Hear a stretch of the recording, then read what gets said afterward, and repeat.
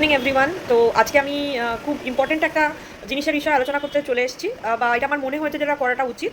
সেটা হলো অন্নপূর্ণা স্কিম অনলাইনে কীভাবে ফিল আপ করা যায়।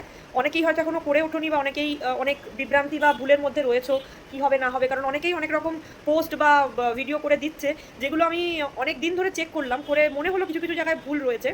তো যারা অন্নপূর্ণা ভাণ্ডারের ফর্ম ফিল আপ করছো বা আগামী দিনে করবে, তারা অবশ্যই কিন্তু অন্নপূর্ণা ভাণ্ডারের যে নিজস্ব পোর্টাল রয়েছে সেই পোর্টাল থেকে কিন্তু করবে। সেটা কিন্তু সরকারি পোর্টাল, গভর্নমেন্টের স্কিমের যে একদম নতুনভাবে একটা পোর্টাল রেডি হয়েছে, একদম পরিষ্কার। গুগল ব্রাউজার যে কোনো রয়েছে, ক্রোম হোক বা যে কোনো গুগল ব্রাউজার, সেখানে গিয়ে গুগল করো যে অন্নপূর্ণা ভাণ্ডার স্কিম বলে, ফার্স্টেই আসবে আমাদের ভারতের প্রধানমন্ত্রী সম্মানীয় শ্রী নরেন্দ্র মোদীজির একটা লোগো দিয়ে ছবি আসবে, এবং সেটাই কিন্তু তোমাদের portal.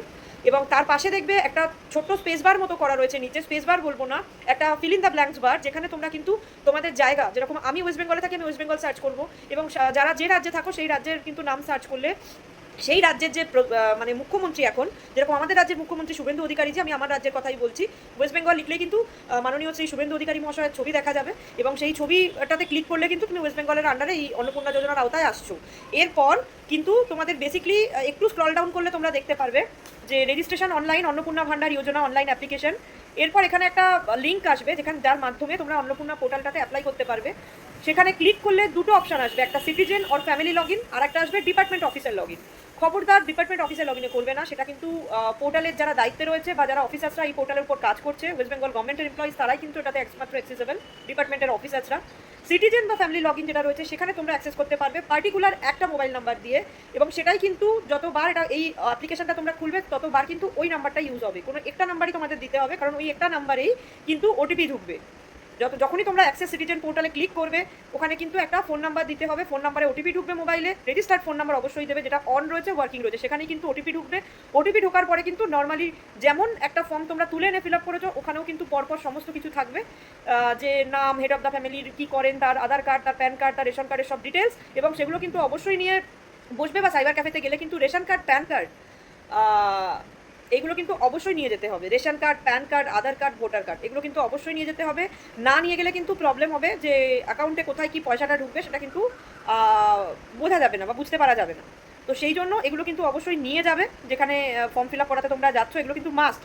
Ration card, pan card, আমি আবারও বলছি, রেশন, প্যান, আধার, ভোটার, আর যদি কারোর কোনো লাইসেন্স থাকে, ড্রাইভিং লাইসেন্স, এটা ম্যান্ডেটরি নয়, আমি তাও বললাম, বাট মেন হচ্ছে প্যান, রেশন, ভোটার, আধার, আর কারোর জমি থাকলে তার জমির সংক্রান্ত যে কোনো ডকুমেন্ট যেটা সে দিতে চায়, বা সেটা যে তার জমি যেটাতে ভ্যালিডেট হবে সেরকম একটা জিনিস দিয়ে তোমরা একের পর এক যখন পেজগুলো ফিল আপ করতে থাকবে, ওখানে +1+1 করে মেম্বার থাকবে। একটা ফ্যামিলির আন্ডারে কজন মেম্বার অন্নপূর্ণা যোজনার জন্য তোমরা অ্যাপ্লাই করছো, তাদের প্রত্যেকের কিন্তু ডিটেলস উইথ ভোটার, প্যান, আধার, এগুলো কিন্তু আপলোড করতে হবে। আপলোড করার পরে একদম লাস্টে একটা অপশান আসবে, যে তোমরা একটা চেকবক্স আসবে, যেখানে তোমরা তোমাদের যে ফর্ম যতগুলো জিনিস আপলোড করেছো বা যে ডেটাগুলো দিয়েছো, সেগুলো ভেরিফাইড ফ্রম ইউ অ্যান্ড সেগুলো ঠিকঠাক। এই কনসেন্টটা যখন দেবে, ডিক্লারেশনটা যখন টিক মার্ক দেবে, তখন একটা সাবমিট বাটন আসবে। সাবমিট বাটনে ক্লিক করলে একটা অ্যাপ্লিকেশন আইডি হবে, অ্যাপ্লিকেশনটা তোমরা যে সাবমিট করছো একটা আইডি আসবে, ওই আইডিটা কিন্তু মাস্ট নিজের কাছে রেখে দেবে, কারণ পরবর্তীতে কোনো রকম অসুবিধা হলে, অন্নপূর্ণা যোজনা সংক্রান্ত অ্যাপ্লিকেশন স্ট্যাটাস চেক করতে হলে বা কোনো কিছু এডিট করতে হলে কিন্তু ওই আইডিটা লাগবে। তো ওই আইডিটা মাস্ট নিজের কাছে রেখো, এবং কোনো বিভ্রান্তিকর ভুল আলোচনার মাধ্যমে না গিয়ে নিজেরা একবার মোবাইল হোক, যার কাছে ল্যাপটপ আছে, যার কাছে কম্পিউটার আছে, যার কাছে মোবাইল আছে, জাস্ট ব্রাউজারে গিয়ে একবার অন্নপূর্ণা ভাণ্ডার লেখো, সেখানে সমস্ত ডিটেলস লেখা রয়েছে, কিছু বেসিক ইনফরমেশন, নাম, ডেট অফ বার্থ, কী ক্যাটাগরি, তোমার জেন্ডার কী, আধার নাম্বার, এই জিনিসগুলো, ডিজিটাল রেশন কার্ড নাম্বার থাকলে সেটা কীরকম ধরনের রেশন কার্ডের নাম্বারটা, house details, location details, income proof থাকলে সেই ইনকাম প্রুফ, জিএসটি দাও কিনা, এই সমস্ত নর্মাল কিছু ডিটেলস দিতে হচ্ছে, এমন কোনো ব্যাপার না। Voter card, Aadhaar card, pan card, ration card, I hope প্রত্যেকটা ভারতীয় মহিলার রয়েছে, এবং পশ্চিমবঙ্গ সরকারের আয়ত্তে বা অধীনে থাকা সবার রয়েছে।